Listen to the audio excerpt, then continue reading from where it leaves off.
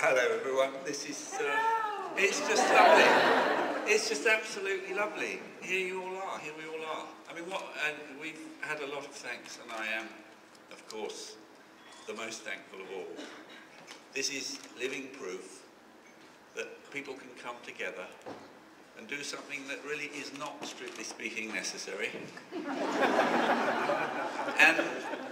and have a lot of fun, and maybe even like challenge a few internal kind of barriers to make something that was completely open-ended. And I always said that it was an experiment. I didn't realise that unwittingly all of you are now sort of somehow part of an art-science experiment, and that your deeply held internal thoughts that you thought were only going to be received by one person who was diligently recording it are now going to be here in this extraordinary place where reflections about human being, the relationship between thought and feeling and action, can actually be put in a really interesting context, the context in a way of a kind of diagnosis.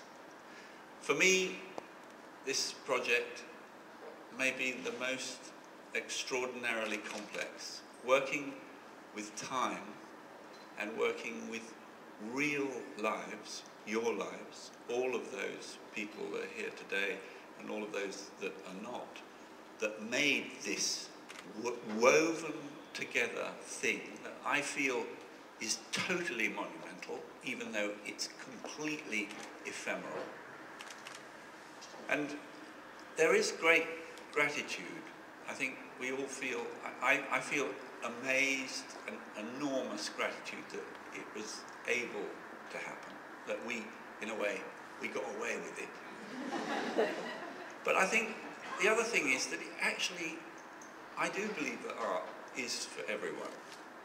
And I do think that maybe this is just one example, an experiment in which perhaps a work could be a place where the viewer becomes the viewed, and art and life change places, and that something else happens that maybe makes the world, or maybe the possibility of all of us linking with our inherent uniqueness and our inherent creativity and making something together, maybe that makes the world a little bit more open, a little bit more easy, a little bit more fun.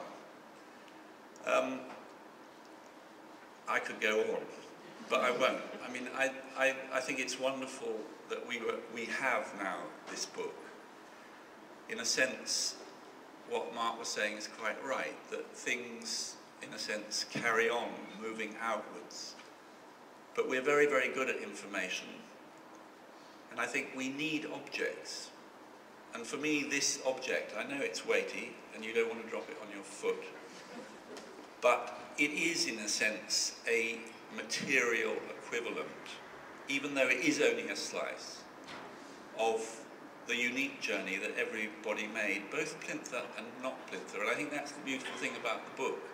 I think one realizes that actually the act of participating for the viewer, just the casual observer that might have walked through the square at 3 in the morning and found a man or a woman on their own in the silence of the night, just being there. Right?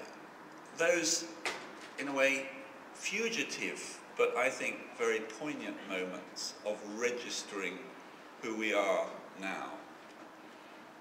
Doing that for each other, for me, makes this project, the most challenging thing that I've been involved in. I don't feel that I am the author. We made this together, and I think that's the positive thing about the experiment as a whole. I want to say that really tonight is to celebrate the book. I'm incredibly grateful to Random House and to Mark and to everyone that worked on it, and to Claire who took the photographs. I'm incredibly grateful to about 2,400 people plus, Alan Jacoby, who got those 2,400 people up there, and to there are just so many people that wanted this to happen, and it did happen. And that's a tribute to them and to you. But with this book, I think we've got this, in a way, material equivalent that is, as Mark said, a particular journey. Every one of us will have our own memories, and every one of us will have a unique, in a way, memory of this thing.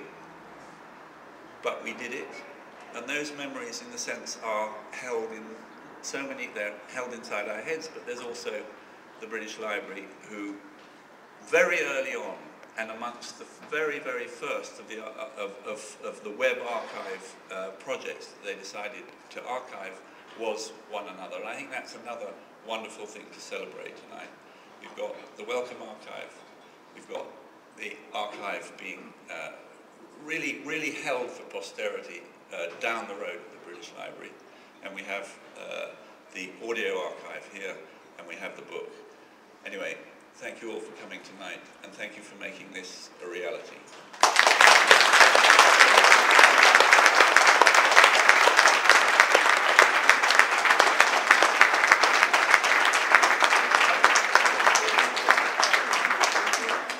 We did think that it would be good if one of the Plinthers came up, and I was wondering if I could ask Ruth just to come and tell us what it was like, because she was up there. You could just, for 2 seconds, maybe one voice of one of the 2,400. Ruth. Thank you, Anthony. For me, it's the first and only time in my life when I could try to be a work of art. And actually, I thought it was a supremely selfish hour. And I don't know if other Plinthers thought this, but what was fantastic was, of course you had the chance to interact with your friends and the kindness of strangers as they crossed Trafalgar Square.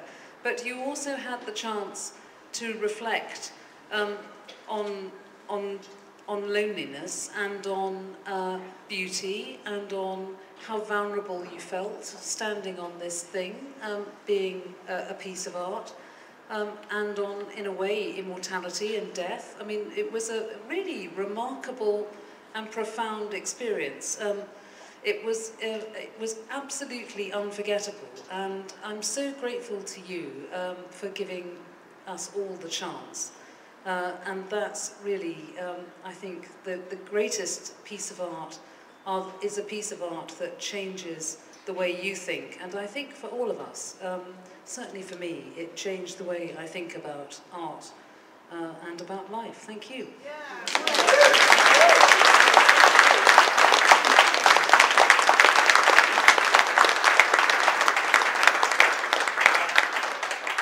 Let's have another drink. I think that we should actually all just thank Ken and Claire Matheson, who are our hosts tonight here. Thank you very, very much for your really extraordinary hospitality, and indeed for all the support you've given the project as a whole. Thank you.